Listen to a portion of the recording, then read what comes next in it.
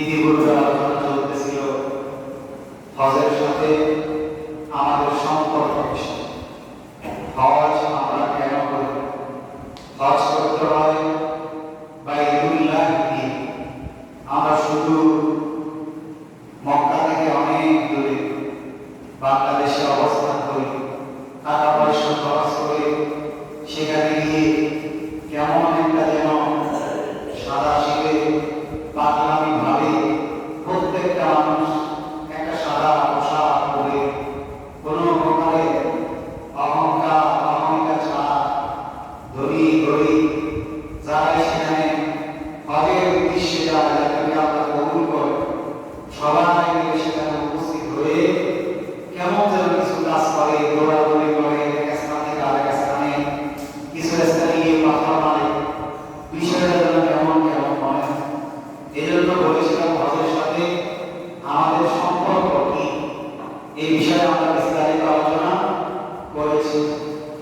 সামনে যেহেতু জিলহজ মাসের 10 তারিখে গুরুত্বপূর্ণ বিধান কোরবানি আসতেছে, কোরবানির সাথে হজের একটা সম্পর্ক আছে।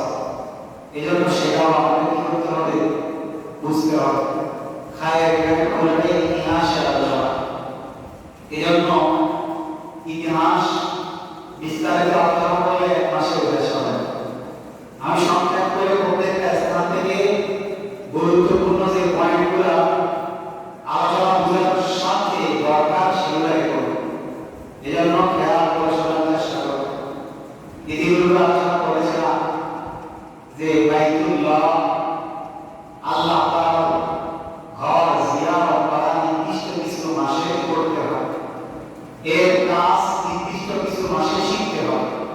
আল্লাহ কোরআনের মধ্যে বলে আল হাজ্জু আশহুরুন মা'লুমাত, হজ নির্দিষ্ট কিছু সময়ের ফামান ফারাদা ফীহিন্নাল হাজ্জ ফালা রাফাথা ওয়ালা ফুসুকা ওয়ালা জিদালা ফিল হজ্জ। সুতরাং নির্দিষ্ট মাসে যাদের উপর হজ ফরজ হয় তারা হচ্ছে বাইতুল্লাহ করবে। এই বাইতুল্লাহ শরীফের ঘটনা বলতে গিয়ে বলেছিলাম বাইতুল্লাহ শরীফের নির্মাণ বিষয়, যে এই বাইতুল্লাহ অনেকবার বিধ্বস্ত হয়ে যায়, এর এরিয়া বিধ্বস্ত হয়। আবার আল্লাহ দেশে আম্বিয়া কেরামরা এর একজনের পর একজন আসার পর এই বাইতুল্লাহকে আবার নির্মাণ করে। এই বিষয়টা একটা সাত কবিতার মধ্যে আমি বলেছিলাম এভাবে বানা বাইতা রব্বিল আশরি আশরুন মাকদুম মালাইকাতুল্লাহিল কিরামু বারারুম বাশিসুন ওয়া ইব্রাহিমু থুম্মা আমালিকু উসাইয়ুন কুরাইশুন ক্বালা আলাইহি দুআমু ওয়া আব্দুল ইলাহি সুরাইয়ুন বানা কাযা বিনাউল হাজ্জারি ওয়া হাযা মুতাম্মিমু। আল্লাহ এই ঘর বাইতুল্লাহ আম্বিয়া কেরামদের মধ্য থেকে অনেক আম্বিয়া কেরামরা এর নির্মাণাধীন স্থান যেটা ছিল সেটাকে আবার বিধ্বস্ত হওয়ার ফলে পুনরায় নির্মাণ করে। এটাকে বলেন শায়ের বানা বাইতা রব্বিল আশরি মাকদুম। 10 বার এই কাবা এই বাইতুল্লাহকে এর নির্মাণকে বিধ্বস্ত হওয়ার পর আবার নির্মাণ করে। তার মধ্য থেকে সর্বপ্রথম বলেছিলাম মালায়েকা ফেরেশতা। এই ঘটনাটা আমি যেটা উল্লেখ করেছিলাম অন্য বর্ণনায় ঘটনাটা এভাবে বলছে ওয়া কানা আরশুহু আলাল মা, আল্লাহ আরশ পানির উপর। আল্লাহ তাআলা নির্দিষ্ট স্থান যেটা ওই স্থানে ফেরেশতাদেরকে বলে যে আমার আরশের এই স্থানের মধ্যে একটা ঘর নির্মাণ কর।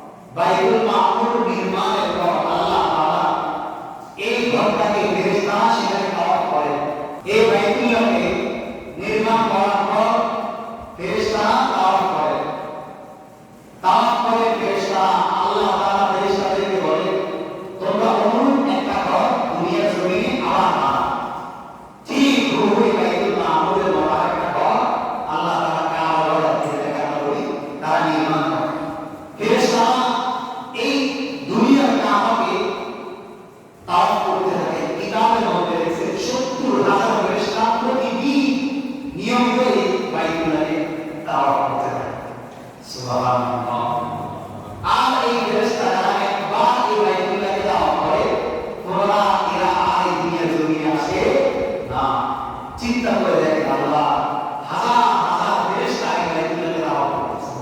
70,000 ফেরেশতা যারা একবার দাওয়াত করতে আসে দুনিয়ার জমিন, এরপরে দাওয়াত আর এই দাওয়াতের জন্য ফিরে আসে না। সুবহানাল্লাহ। তো সর্বপ্রথম এই বাইতুল্লাহ কারা নির্মাণ করেছে? ফেরেশতা, মালাইকাতুল্লাহিল কিরাম বারাকাতুহু। এরপরে বলেছিলাম যে আদম আলাইহিস সালাতু ওয়াস সালামকে যখন আল্লাহ তাআলা সৃষ্টি করেন, সৃষ্টি করার পর ওনার সৃষ্টির যে মূল স্থান তার সাথে একটা সম্পর্ক ছিল, সেটাকে আল্লাহ তাআলা ওনাকে চিনে দিলেন। এই আদম দুনিয়ার জমিনে আসা 200 বছর আগে এই বাইতুল্লাহ আবার বিধ্বস্ত হয়ে গেল। বিভিন্ন সময় বিভিন্ন কারণে, এর কারণের পিছনে এটা নিয়ে দীর্ঘ আলোচনা। সংক্ষেপে বলতেছি যে ওনাকে সৃষ্টি 200 বছর আগে এই বাইতুল্লাহ যে নির্মাণাধীন স্থান ছিল সেটা আবার বিধ্বস্ত হলো। আদম আলাইহিস সালামের মাধ্যমে আল্লাহ তাআলা নির্মাণ করেন। মালাইকাতুল্লাহিল কিরাম বারাকাতুহু। আদম আলাইহিস সালামের ঘটনা বলতে গিয়ে আমি বিস্তারিত আলোচনা করেছি, যে মাস কাটার ঘটনা। এরপরে বাশিরুল ইব্রাহিম তুম্মা আমালিকু উসাইয়িদ কুরাইশ ক্বাবলা আযাইতুহুম। অন্তকুল বাণী বুখারী শরীফের ব্যাখ্যা করো, আরবি ব্যাখ্যা করো। আল্লাহ এই লিখিত কিতাব সহিহুল বুখারী, যেটা আমরা হাদিসের কিতাব, আসমানের নিচে জমিনের উপরে যেই ব্যাখ্যা করবে, যে হাদিসের কিতাব তথা সহিহুল বুখারীকে সবচেয়ে গুরুত্বপূর্ণ মনে করে ওটা ব্যাখ্যা করবো মুতাদুল প্রায় আমাদের রাসূলের আল্লামা আইনি লিখেছে। এই কিতাবের মধ্যে লিখেছেন কোন কোন বর্ণনা মতে আদম আলাইহিস সালামের পরে ওনার সন্তান শীস আলাইহিস সালাম এই বাইতুল্লাহকে আবার নির্মাণ করেন। এরপর ওনার নির্মাণের পর প্রায় 1200 বছর পরে নূহ আলাইহিস সালাম দুনিয়ার জমিনে আসেন। আল্লাহ তাআলা আরেক পয়গম্বর হযরত নূহ আলাইহিস সালাম, উনি আদম আলাইহিস সালামের 600 বছর পরে আসেন, 1200 বছর। মধ্যখানে 600 বছর পরে আদমের সন্তানরা আল্লাহ তাআলার নাফরমানিতে লিপ্ত হয়। বিভিন্ন মূর্তি পূজা, দেবদেবী পূজা, বিভিন্ন প্রকারের পূজায় তারা লিপ্ত হয়ে যায় 600 বছর পরে। আর 600 বছর পরে, 1200 বছর পরে হযরত নূহ আলাইহিস সালাম দুনিয়ার জমিনে আসেন। নূহ আলাইহিস সালামের এখানে বিশাল একটা ঘটনা আছে, যতটুকু দরকার ততটুকু বলতেছি। আল্লাহ কোরআনের মধ্যে বলেন, ওয়ালাকাদ আরসালনা নূহান ইলা কওমিহি ফালাবিথা ফীহিম আলফাসানাতিন ইল্লা 50 আমা ফাআখাযাহুম তুফান ওয়া হুম যালিমুন فأنجيناه وأصحاب السفينة وجعلناها آية للعالمين। আল্লাহ বলেন, আমি হযরত নূহকে তার কওমের কাছে নবী স্বরূপ প্রেরণ করেছি। আরসালনা নূহান ইলা কওমিহি ফালাবিথা ফীহিম আলফা সানা ইল্লা 50 আমা। হযরত নূহ আলাইহিস সালাম কিতাবের মধ্যে রয়েছে 50 কম 1000 বছর তিনি তার কওমের মাঝে থাকেন। এজন্য কিতাবের মধ্যে লিখেছে হযরত নূহ আলাইহিস সালাম 950 বছর তার কওমের মাঝে দাওয়াত দেন। এক আল্লাহ মানুষ যখন মুক্তি পূজা ছেড়ে দেয়, যেই সত্তা তাকে সৃষ্টি করেছে সেই সত্তার যেন তারা ইবাদত করে। মানুষ শুধু মুক্তি পূজা করতো না, তারা কারো পূজা করতো, বিভিন্ন ধরনের দেবদেবীর পূজায় লিপ্ত হয়ে গেছে। নূহ আলাইহিস সালাম মানুষকে বলে, ইয়া কওমি আ'বুদু, হে আমার কওম তোমরা, ইয়া কওমি আ'বুদু রাব্বাকুম, তোমাদের সৃষ্টিকর্তা আল্লাহ ইবাদত করো। ইন্নী লাকুম রাসূলুন আমিন ফাত্তাকুল্লাহ ওয়া আতিউন। নিশ্চয় আমি আল্লাহর পক্ষ থেকে প্রেরিত একজন নবী, রাসূল, আমি রাসূল। ফাত্তাকুল্লাহ, সুতরাং তোমরা তোমাদের সৃষ্টিকর্তা আল্লাহকে ভয় করো। ওয়া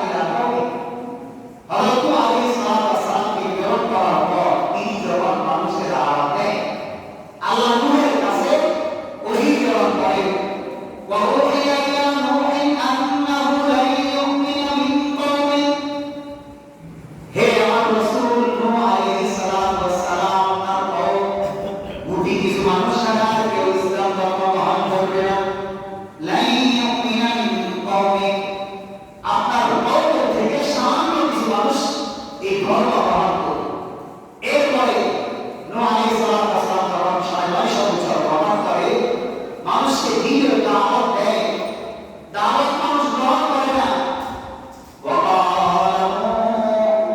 আল্লাহর কাছে নূহ আলাইহিস সালাম দোয়া করেন লা তাদাল আমরি মিনাল কাফিরিন দাজ্জাল হে আল্লাহ এই খোদাফুরি মানুষ যারা আমার দাওয়াত গ্রহণ করে নাই এমন মানুষদেরকে আপনি দুনিয়াতে বাকি রাখবেন না ইন্নাকা ইন তাদারুম যদি আপনি তাদেরকে ছেড়ে দেন এই মানুষদেরকে ছেড়ে দেন ইন্নাকা ইন তাদারুম ইউদিল্লু ইবাদাক এরা আপনার সৃষ্টি মানুষকে বিভিন্ন প্রকারের পূজায় লিপ্ত করে ফেলবে আল্লাহকে নূহ আলাইহিস সালাম বলতেছে যখন আল্লাহ ডাইরে বলে দিয়েছে বলো এই রকমই আন্নাহু লা ইউমিনু মিন কওমি তোমার এই জাতিরা এর মধ্যে থেকে বেশি মানুষ তোমার দাওয়াত গ্রহণ করবে তখন নূহ আলাইহিস সালাম বদদোয়া করেছেন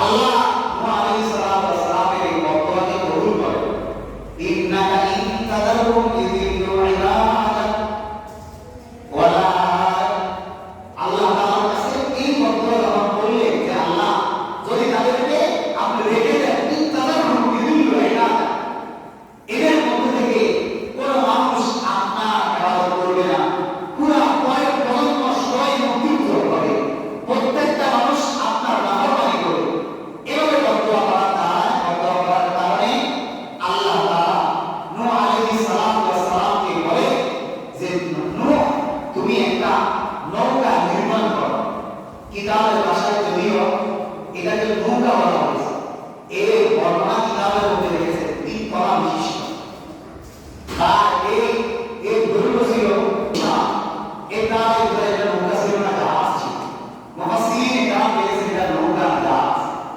এই জাহাজটি নির্মাণ করে ওয়াসহাব সাফিনাতি ওয়া জাআলনাহা আয়াতাল লিল আলামিন আমি ঘটনা সংক্ষেপ করতেছি বিস্তারিত বলা যাবে না বিস্তারিত বললে আমি আমার কাঙ্ক্ষিত জায়গায় যাইতে পারবো না নূহ আলাইহিস সালাম আল্লাহ বলে যে তুমি একটা নৌকা নির্মাণ করো জাহাজ নির্মাণ করো এরপরে যারা তোমার আনুগত্য স্বীকার করেছে নূহ আলাইহিস সালামের সংখ্যা ছিল 4জন হাম সাম ইয়াফিস কেনান 3জন তার দাওয়াত গ্রহণ করেছে একজন করেন কেনানে তার দাওয়াত গ্রহণ করে নাই তাফসীরের কিতাবে লিখেছেন কেনান এত অদক্ষ ছিল যে সে এত দরিদ্র ছিল লম্বা ছিল যখন তাকে দিনের পথে ডাকা হয়েছে সে বলে আমি এত লম্বা একজন চূড়ান্ত অধিকারী মানুষ আপনি নৌকাকে বানাইছেন ঠিক আছে জাহাজ তো তৈরি করেছেন ঠিক আছে পানি যখন আসবে আমি পাহাড়ে চূড়ায় উঠে যাবো আমাকে আর এই পানি কি করতে পারবে না ধরতে পারবে না কারণ না সে দাওয়াত গ্রহণ করে নাই নূহ নবী দাওয়াত দিয়েছিল তার সন্তানের একজন সন্তান দাওয়াত গ্রহণ করে নাই কিতাবের কোরআনের ভাষায় আল্লাহ তাআলা বলেছিলেন যে আপনি আমাকে তখন অবাধ্যদের ব্যাপারে সুপারিশ করবেন না আমি সংক্ষেপ করে বলতেছি নূহ আলাইহিস সালাম আল্লাহর কাছে বদদোয়া করার পর উনি যখন জাহাজ নির্মাণ করেন প্রত্যেকটা জোড়ায় যে সমস্ত সৃষ্টি জীবগুলো দুনিয়ার জমিনে ছিল যেগুলো জলস্থলে একবারে পারে জলে না জলে বাসকারী কখনো জিনিস ঘরে ঢুকবে না আল্লাহ আদেশে নূহ আলাইহিস সালাম গরু মহিষ দুম্বা ভেড়া এই সমস্ত যেগুলা জোড়ায় আল্লাহ সৃষ্টি করেছে প্রত্যেকটা জোড়া থেকে একটা আল্লাহ মানে এক জোড়া করে নৌকা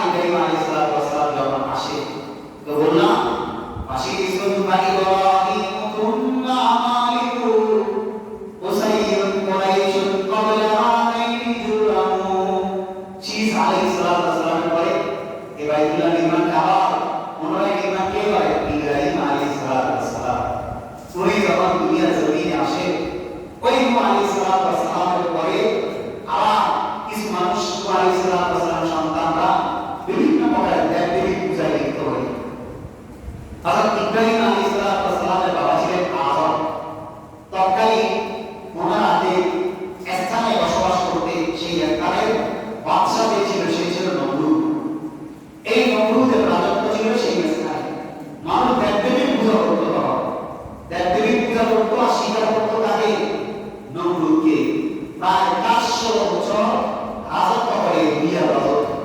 দীর্ঘ সময় যখন সে রাজত্ব করে তখন সে নিজেকে খোলা দাবি করে, কারণ সে দেখে সে যা চায় তাই হয়, তার কোনো অসুস্থতা নাই। 400 বছর রাজত্ব করে।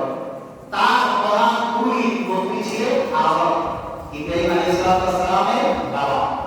তিনিও ছিলেন মূর্তি পূজারী। এই ঘটনাটাও বিশাল, এটাকেও সংক্ষেপ করে বলতেছে। কোরআনের আয়াতে সূরা শুআরার মধ্যে 69 নম্বর আয়াতে বিস্তারিত আলোচনা আছে। কোরআন কোনো গল্প কাহিনীর কিতাব না, এজন্য আল্লাহ তাআলা কোন নবীর কাহিনীকে একসাথ করে একই সূরার ভিতরে বলে নাই। এজন্য এক এক নবীর কাহিনীগুলা এই ইব্রাহিম আলাইহিস সালামের কিছু ঘটনা এখানে, কিছু ঘটনা সূরা সাফাতের মধ্যে, বিভিন্ন সূরার মধ্যে পাওয়া যায়। সূরা বাকারার মধ্যে কিছু অংশ, এক একটা স্থানে এক একটা অংশ পাওয়া যায়। ইব্রাহিম আলাইহিস সালাম যখন এই দুনিয়ার জমিনে আসে, আসার পর আল্লাহ এই বাড়িগুলোকে নির্মাণ করেন। নির্মাণ কিভাবে করেন? মধ্যখানে বিশাল একটা ঘটনা। এর মধ্যে ইব্রাহিম আলাইহিস সালামের কিছু ঘটনা আছে, সংক্ষেপ করে বলি।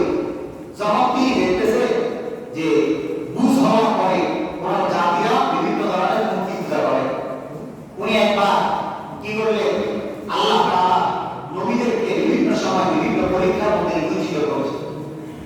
এক এক নবীর এক একটা পরীক্ষা ছিল এত কঠিন, তার মধ্যে ইব্রাহিম আলাইহিস সালামের পরীক্ষা ছিল সবচেয়ে বেশি। এজন্য তিনি জাতির পিতা, যাকে জাতির পিতা হিসেবে নবীদের মধ্যে স্বীকৃত করা হয়েছে, তিনি হচ্ছেন ইব্রাহিম আলাইহিস সালাম। ওনার পরীক্ষা ছিল সবচেয়ে বেশি। ওনার পরীক্ষা এত কঠিন পরীক্ষা ছিল, আল্লাহ তাআলা ইব্রাহিম আলাইহিস সালামকে এত কঠিন পরীক্ষা করেছেন, এমন কঠিন পরীক্ষা আর কোন নবীকে করেন নাই। ইব্রাহিম আলাইহিস সালামের দুইটা বংশ ছিল, একটা বংশ হযরত সারা থেকে, আরেকটা হাজেরা থেকে। সারা আলাইহিস সালাম তারা ছিলেন তৎকালীন বর্তমান যেটা ফিলিস্তিন, ওই ফিলিস্তিনের মধ্যে ইসরাইল বংশ আছে না, এটা হচ্ছে ইসহাক এবং ইয়াকুব আলাইহিস সালামের বংশ। সেখান থেকে ওই ইসরাইলরা ইহুদি নাসারা এখান থেকে। আর এর বিপরীতে হাজেরা আলাইহিস সালাম, যাকে ইব্রাহিম আলাইহিস সালাম আল্লাহ আদেশে মক্কার জমিনে মাওলি এলাকা একেবারে ওখানে শুকনো স্থানে রেখে আসে আল্লাহর আদেশে। এটাও আল্লাহর পক্ষ থেকে পরীক্ষা ছিল। সেখান থেকে আল্লাহ তাআলা হাজেরার সন্তান ইসমাঈল আলাইহিস সালামের বংশধর আমরা যারা আছি, আমাদেরকে সেখান থেকে সৃষ্টি করেছে। এজন্য ইতিহাস থেকে যদি কোনো জাতি থাকে, এই জাতি হচ্ছে মুসলমানরা এবং ইসরাইল, যে বনি ইসরাইলরা আছে তথা ইহুদি নাসারা, এরাও আমাদের জাতিটাই। এজন্য ইব্রাহিম আলাইহিস সালাম সমস্ত জাতির বাবা ছিল। এই মুসলমান বলেন, ইহুদি নাসারা বলেন, প্রত্যেকের বাবা ছিল ইব্রাহিম আলাইহিস সালাম। এই ছাড়া যে জাতিগুলো পাওয়া যায়, হিন্দু ধর্ম, বৌদ্ধ ধর্ম, এদের গোড়া যদি আপনি দেখেন, এদের গোড়া কিচ্ছু নাই। এদের মনমত একটা ধর্ম এরা বানাই, কিন্তু ইহুদি নাসারাদের একটা ধর্ম আছে, এদের কোনো ধর্ম। এরা 360 পূজারী। এদেরকে যখন ইব্রাহিম আলাইহিস সালাম এই মূর্তিগুলোকে সংক্ষেপ করে বলতেছি, মূর্তিগুলো ওনারা আমাদের ওই তৎকালীন একটা বড় অনুষ্ঠানের মধ্যে প্রত্যেকে যায়। ওই দিন যখন সেখানে যায়, যাওয়ার পরে ইব্রাহিম আলাইহিস সালাম ওনাদের উপাসনালয়ের মধ্যে যে সমস্ত মূর্তিগুলো ছিল, বড় মূর্তিটাকে রেখে বাকি সবগুলোর মাথা নড়বড় রেখে সুন্দর করে ইব্রাহিম আলাইহিস সালাম। এরপর ওনারা যখন আসে, আসার পরে দেখতেছে এই কাজটা তো ইব্রাহিম ছাড়া কেউ করতে পারে না, কারণ ইব্রাহিম আমাদের ধর্মের বিরোধী ছিল। ইব্রাহিম আলাইহিস সালাম যেহেতু নবী হবে, কোরআনের আয়াত দেখে স্পষ্ট করে বলে, ইয ক্বালা লিআবীহি ওয়া কওমিহি মা তা'বুদুন। ইয স্মরণ করুন, আল্লাহ বলে যে আপনি আপনার উম্মতদেরকে স্মরণ করেন। ইয ক্বালা লিআবীহি ওয়া কওমিহি মা তা'বুদুন, যখন তিনি তার বাবা এবং তার কওমকে বলেন, মা তা'বুদুন, তোমরা কার ইবাদত করো, কার উপাসনা করো তোমরা? ক্বালু না'বুদু আসনামান ফানাযাল্লু লাহা আকিফিন। তখন তারা উত্তরে বলে, না'বুদু আসনামান, আমরা তো কিছু মূর্তি ইত্যাদির পূজা করি। ফানাযাল্লু লাহা আকিফিন, এখন নিষ্ঠ হয়ে আমরা এই মূর্তির পূজা করি। কারণ ক্বালা হাল ইয়াসমাউনাকুম ইয তাদউন আও ইয়ানফাউনাকুম আও ইয়াদুররুন ক্বালু বাল ওয়াজাদনা আবা'ানা কাযালিকা ইয়াফআলুন। হযরত ইব্রাহিম আলাইহিস সালাম এই ঘটনাটা ঘটার আগে তাদেরকে বলল, আচ্ছা তোমরা যে মূর্তি পূজা করো, দেবদেবী পূজা করো, হালিয়াস মাউনা ইস্তাদ, তোমরা যখন এই মূর্তিগুলোকে ডাকো, তোমাদের ডাকে কি এই মূর্তি সাড়া দেয়? হালিয়াস মাউনা তোমরা কি শুনবে?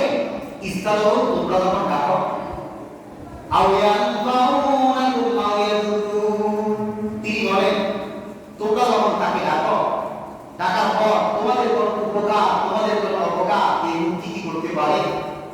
তখন তারা উত্তরে বলে, ক্বালু বাল ওয়াজাদনা আবানা কাযালিকা ইয়াফআলুন, ইব্রাহিম আমরা যে মূর্তিগুলো পূজা করি, ওয়াজাদনা আবা, আমরা আমাদের বাবা-দাদাদেরকে এই ধর্মের উপর পেয়েছি, তারাও এই মূর্তি পূজা করত, এজন্য আমরা করি। কাযালিকা ইয়াফআলুন, তারা এই কাজগুলো করত, আমরাও এগুলো করি।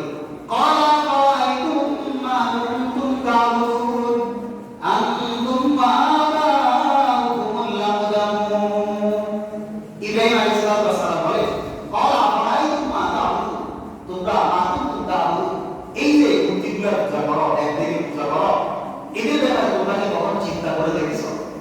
আনতুম, তোমরা এবং তোমাদের যে বাপ-দাদারা অতিবাহিত হয়ে গেছে, তাদের ব্যাপারে কখনো চিন্তা করে দেখেছিলে? ফাইন্নাহুম আদুউন লি ইল্লা রাব্বাল আলামিন, ইব্রাহিম আলাইহিস সালাম বলে, নিশ্চয়ই তারা তথা এই দেবদেবীরা আদুউন লি, আমার দুশমন, ইল্লা রাব্বাল আলামিন, তবে একমাত্র এই পুরো জাহানের যে সৃষ্টিকর্তা আছে, রব আছে, পাল্লেওয়ালা আছে, ওই রব ছাড়া বাকি সবাই আমার শত্রু। কারণ আল্লাযী খালাকানি ফাহুয়া ইয়াহদিন, ওই রব আমাকে সৃষ্টি করেছেন, ফাহুয়া ইয়াহদিন, তিনি আমাকে সঠিক পথে পরিচালিত করেন। ওয়াল্লাযী হুয়া ইউত'ইমুনি ওয়া ইয়াসকিন, আমার খাবার তিনি বহন করেন, ওয়া ইয়াসকিন, তিনি আমাকে পান করান, ওয়া ইযা মারিদতু ফাহুয়া ইয়াশফিন, আমি যখন অসুস্থ হই তিনি আমাকে সুস্থতা দান করেন। ওয়াল্লাযী ইউমীতুনি থুম্মা ইউহয়ীন, আমি মৃত্যুবরণ করলে তিনি আমাকে পুনরুত্থান করবেন। ওয়াল্লাযী আযমাউ আন ইয়াগফিরা লি খাতীআতি ইয়াওমাদ্দীন, তিনি বলেন আমি আশাবাদী, ওয়াল্লাযী আযমাউ আন ইয়াগফিরা লি খাতীআতি ইয়াওমাদ্দীন, কাল কিয়ামতের ময়দানে তিনি আমাকে ক্ষমা করবে, আমার ত্রুটি বিচ্ছুতি তিনি আমাকে মাফ করবে। রব্বি হাবলি হুকমান ওয়া আলহিকনি বিস-সালিহিন, আল্লাহর কাছে দোয়া করে, রব্বি, হে আমার রব, হাবলি হুকমান, আমাকে প্রজ্ঞাময় হিসেবে কবুল করে, ওয়া আলহিকনি বিস-সালিহিন, এবং নেককার যারা আছে তাদের অন্তর্ভুক্ত করে, ওয়াজআলনি লিসানা সিদকিন ফিল আখিরিন, পরবর্তীদের জন্য আমাকে সত্যবাদী হিসেবে কবুল করে, ওয়াজআলনি মিন ওয়ারাসাতি জান্নাতিন নাঈম, এবং যারা ওই জান্নাতের অধিকারী, ওই অধিকারীদের আমাকে অন্তর্ভুক্ত করে, ওয়াগফির লি ইন্নাহু কানা মিনাদ দাল্লিন, এবং আমার যে বাবা আছে, আজর আছে, আপনি তাকে ক্ষমা করেন, ইন্নাহু কানা মিনাদ দাল্লিন, নিশ্চয়ই তিনি গোমরাহের মধ্যে নিমজ্জিত। এই আয়াত থেকে একটা কথা বলি, বিধর্মী যারা আছে তাদের জন্য দোয়া করা যাবে কি, তাদের ক্ষমা চাওয়া যাবে কি? এই আয়াতের মধ্যে ইব্রাহিম আলাইহিস সালাম তার বাবার জন্য কি করছে? দোয়া করেছেন। বর্তমানেও একটা বিষয়, এই যে ইরানের প্রেসিডেন্ট যেভাবে তিনি মৃত্যুবরণ করুন, কারো চক্রান্ত থাকুক, আর হেলিকপ্টার বিধ্বস্ত হয়ে যেভাবে তিনি ইন্তেকাল করেন, মুসলমানের সন্তানরা এক একজন ওনার জন্য দোয়া করেছে, ইন্না লিল্লাহ করেছে, বিভিন্ন, এখান থেকে একটা বিষয় জানা আছে আমার, কোন বিধর্মী ইন্তেকাল করলে ইন্না লিল্লাহ বলা যাবে কি? আসলে ইন্না লিল্লাহ এটা কোন দোয়া নয়, ইন্না লিল্লাহ এর অর্থ আমরা জানি না। ইন্না লিল্লাহ মানে নিশ্চয়ই আমরা আল্লাহর, ওয়া ইন্না ইলাইহি রাজিউন, এবং তার দিকে এগিয়ে যাব, এই অর্থই হচ্ছে ইন্না লিল্লাহ। এই অর্থের দিকে যদি তাকিয়ে আমরা বলে থাকি তাহলে কোন প্রকার গুনাহ হবে। ইরানের যে প্রেসিডেন্ট, ইরান সহ আরো কিছু ইয়ামান, এই সমস্ত এলাকার মানুষগুলা তারা শিয়া, শিয়াদের ব্যাপারে আহলুস সুন্নাত ওয়াল জামাতের আকীদা হলো তারা সৃষ্টি জগতের সবচেয়ে মারাত্মক পর্যায়ের কাফের। কেন? এই শিয়াদের ব্যাপারে আমরা জানি না, শিয়াদের মধ্যে আবার ভাগ আছে, শিয়া ইসনা আশারিয়া আছে। যেই সমস্ত শিয়া, শিয়া ইসনা আশারিয়া মানে বারো দলে বিভক্ত শিয়া, এদের মধ্য থেকে যারা হুজুর আকরাম সাল্লাল্লাহু আলাইহি সাল্লামের পরে খেলাফতের দায়িত্বে সবচেয়ে বেশি হকদার মনে করেন আলী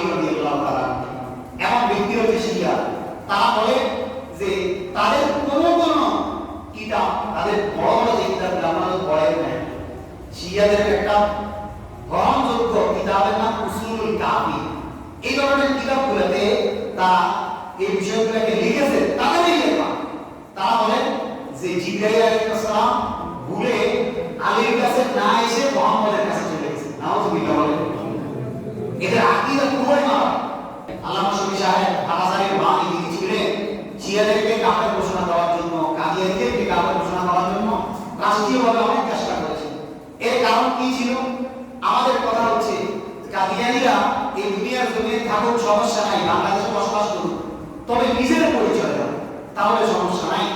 দোকানের সাইন করে লেখা আছে এখানে গরুর গোশত বিক্রি হয়, ভিতরে শুকরের গোশত।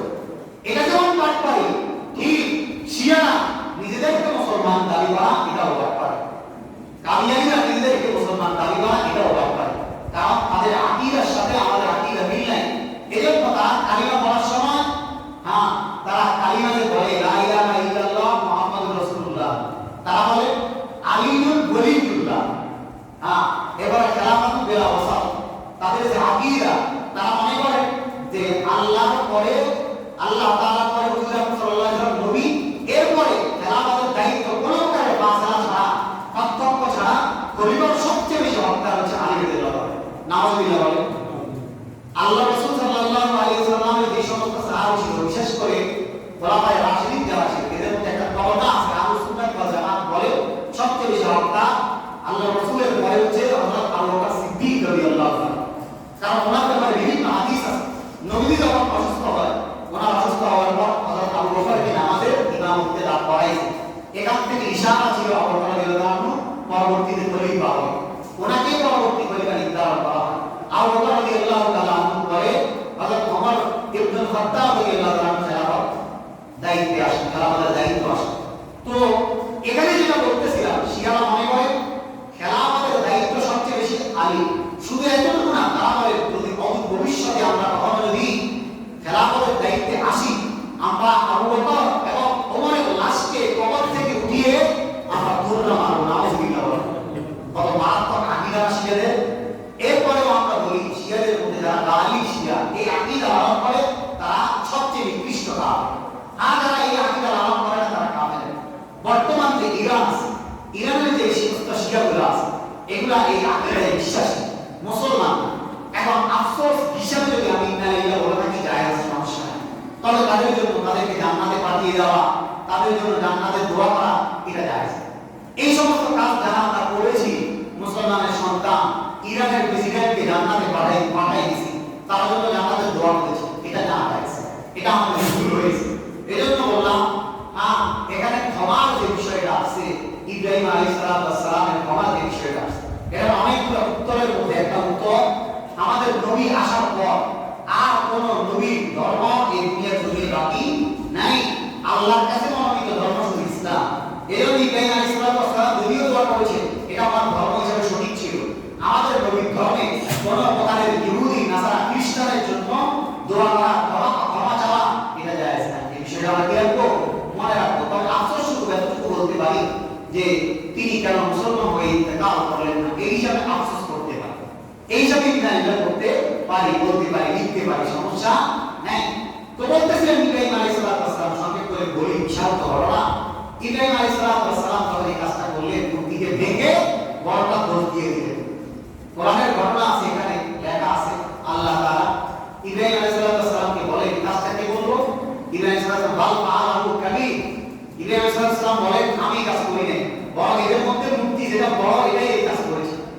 এখন তারা বলে ইব্রাহিম তুই তো জানো মূর্তি তো কখনো শুনে না, মূর্তি তো কখনো কথা বলতে পারে না, তাহলে আমরা কিভাবে তাকে জিজ্ঞেস করবো এই কাজটা তুমি কেন করেছো? তখন ইব্রাহিম আলাইহিস সালাম বলে তোমরা কি এমন ভাবে করো ইস্তাদারুনা, আও ইয়াসমাউনা ইস্তাদারুন, তাকে দাওয়াত কিন্তু সে শুনে না, তখন তারা লজ্জিত। কিন্তু কি করা, তারাও হেদায়েতের পথে আসে নাই, হেদায়েত গ্রহণ করে নাই। ইব্রাহিম আলাইহিস সালাম তখন এই কাজ করলে নমরুদের পক্ষ থেকে একটা শাস্তি আসে। এর আগে ওনার বাবা বলে যে তোমাকে আমি দেশান্তর করবো, তোমাকে ত্যায্য করবো। ইব্রাহিম আলাইহিস সালাম দিন ও ধর্মের সামনে নিজের বাবাকে রেখে, পরিবারকে রেখে, কতগুলো যে পরীক্ষা আল্লাহর পক্ষ থেকে আসছে ওনার উপর, পরিবারকে রেখে চলে যাবে কেন আনে, সেখানে দুর্ভিক্ষ আসে, দুর্ভিক্ষের কারণে পরবর্তীতে তিনি মিশরে চলে যাবে। এখানে বিস্তারিত ঘটনা সংক্ষেপ করে বলি। পরবর্তীতে সারা আলাইহিস সালাম সে ছিল লুবি। এই মিশরের বাচ্চা সে কোনো প্রকারের সুন্দরী নারীর খবর জানলে তাকে ভোগ করতো। ইব্রাহিম আলাইহিস সালাম তার সাহাকে নিয়ে যাইতেছিলেন। আমাদের সাহা তখন অনেক বুড়া হয়ে গেছে, ওনার বয়স অনেক বেশি হয়েছে, কিন্তু সুন্দর ছিল। যার কারণে তৎকালীন মিশরের বাচ্চা এই খবর শুনতে পেয়ে সে আল্লাহ সাহাকে তার কাছে পাঠাইতে বলে। তা পাঠানোর পর এখানেও বিস্তারিত ঘটনা সংক্ষেপ করি যে সাহাকে ভোগ করতে সে যখন যায়, আল্লাহ সাহা এখান দিয়ে গেছে আর ইব্রাহিম আলাইহিস সালাম আল্লাহর কাছে এখানে দোয়ায় লিপ্ত হয়ে গেছে। সাহাকে সে ভোগ করতে পারে না, তিনবার যখন তার দিকে আগায় তিনবার আল্লাহর পক্ষ থেকে তার হাত অবশ হয়ে গেল। এরপরে সাহা আলাইহিস সালাম বলে, আমার কারণে যদি সে যদি ইন্তেকাল করে এখানে মারা যায় এই অবস্থায়, আমি খুশি হব, বলবে আমার কারণে। এই জন্য আল্লাহর কাছে দোয়া করেছেন, তাকে আল্লাহ কাছে ছেড়ে দিয়েছে। পরবর্তীতে সাহা সবার সাথে হাজেরা আলাইহিস সালামকে ইব্রাহিম আলাইহিস সালামকে উপলক্ষ হিসেবে কি করে পেশ করে। ইব্রাহিম আলাইহিস সালাম হযরত হাজেরা আলাইহিস সালামকে সহ নিয়ে বসবাস শুরু করে। আল্লাহ আদেশে হযরত হাজেরাকে তিনি মক্কায় যেটা বাইতুল্লাহ যেখানে বিধ্বস্ত হয়ে গেছে এখানে রেখে আসে। এরপরে হাজেরা আলাইহিস সালামকে যখন রেখে যাচ্ছেন তখন কিন্তু ইব্রাহিম আলাইহিস সালামের সন্তান ইসমাঈল আলাইহিস সালাম ছিলেন একেবারে কোলের শিশু। হাজেরা আলাইহিস সালামের জন্মানো দিনে রাখা একটা মানুষ না। যখন তাকে রেখে চলে যাইতেছেন সামান্য কিছু খেজুর ছিল আর একটা কলের মধ্যে পানি ছিল। হাজেরা আলাইহিস সালাম ইব্রাহিম আলাইহিস সালামের পিছন পিছন ছুটলেন। স্বামীকে জিজ্ঞাসা করতেছেন, এই কাজ থেকে করতেছেন, এটা কেন করতেছেন, এটাকে আল্লাহর আদেশে? তিনি জবাব দিয়েছেন আল্লাহর আদেশে। তখন তিনি কিতাবের মধ্যে একজন হাদিসের কিতাবের মধ্যে আছে স্পষ্ট আল্লাহ তাআলা একটা গায়বের আওয়াজ আসে। হাজেরা আলাইহিস সালামকে বলেন, হাজেরা ভয় করো না, যে স্থানে আল্লাহর ঘর এটাকে যে আল্লাহ আবার নির্মাণ করবে এই স্থানে বাসিন্দাদেরকে আল্লাহ তাআলা করবেন না, ধ্বংস করবেন না। হাজেরা আলাইহিস সালাম চিন্তার মধ্যে পড়ে গেছেন, মাত্র 2 দিনের খাবার, এরপরে কি হবে? হাজেরা আলাইহিস সালাম দেখলেন যে ইব্রাহিম আলাইহিস সালাম যখন রেখে গেলেন, এই খাবার শেষ হওয়ার আগে আগে ওনার বাচ্চা মাটির মধ্যে পাকে কি করতে থাকে, ঘুরতে থাকে, মাটির মধ্যে পাকে উঠানামা করতে থাকে। মূলত অনেকে এখানে ভুল একটা বর্ণনা করে, সেটা হচ্ছে এটা নাকি হযরত ইসমাঈল আলাইহিস সালামের দ্বারা আছে না, এটা হচ্ছে জিবরাইলের মাধ্যমে। হয়তো তিনার ডানার কারণে অথবা তিনার মায়ের কারণে সেখান থেকে গর্ত হয়ে পানি উঠতে থাকে, পানি উঠতে থাকে। এরপরে পরবর্তীতে পানি থেকে পাখি আসে, পাখি থেকে ব্যবসায়ীরা আসে। ব্যবসায়ীরা আসার পর, আমি সংক্ষেপ করে বলতেছি, ব্যবসায়ীরা আসার পর হাজেরা আলাইহিস সালামের কাছে অনুমোদন চায়। তৎকালীন এরা হচ্ছে কবিরে জুরহাম কবলা হাজাই জুরহাম। এই জুরহাম কবিরা হাজেরা আলাইহিস সালামের কাছে এই পানির অনুমতি চান। তিনি একটা শর্ত দিয়েছেন, পানির অনুমতি দিব, ঠিক আছে, তোমরা এখানে বসবাস করতে হবে, এখানে থাকতে হবে, বাড়িঘর করতে হবে, টাকা লাগে না, পয়সা লাগে না। তারা এই প্রস্তাবে রাজি হয়েছে। এই কবিরা এই জুরহামের মধ্য থেকে ইসমাঈল আলাইহিস সালাম তিনি বিবাহ করেন। এখান দিয়ে আবার বিস্তারিত একটা ঘটনা আছে সামনে ইনশাআল্লাহ। কোরবানির সাথে আমাদের কি সম্পর্ক, হজের সাথে এখানে কিছু কাজের সম্পর্ক আছে। হজে যাওয়ার পর যে আমরা শয়তানকে পাথর নিক্ষেপ করি, সালাম আমরা সাই করি, এগুলোর কাহিনী কি এখানে একটা ঘটনা আছে। আমি একেবারে আদম আলাইহিস সালাম থেকে নিয়ে এই পর্যন্ত সংক্ষেপ আকারে ইতিহাসটা আপনাদেরকে বললাম। সত্য ইতিহাস জানতে হবে। এরপরে বাকি অনেকগুলো মিথ্যা ইতিহাস আছে, এগুলো ইনশাআল্লাহ আস্তে আস্তে এগুলোর ভিতর দিয়ে ঘটনাচরণ মধ্যে বলে দেব ইনশাআল্লাহ। আল্লাহ তাআলা আমাদের প্রত্যেককে আলোচনা হয়েছে আলোচনা অনুযায়ী আমল করার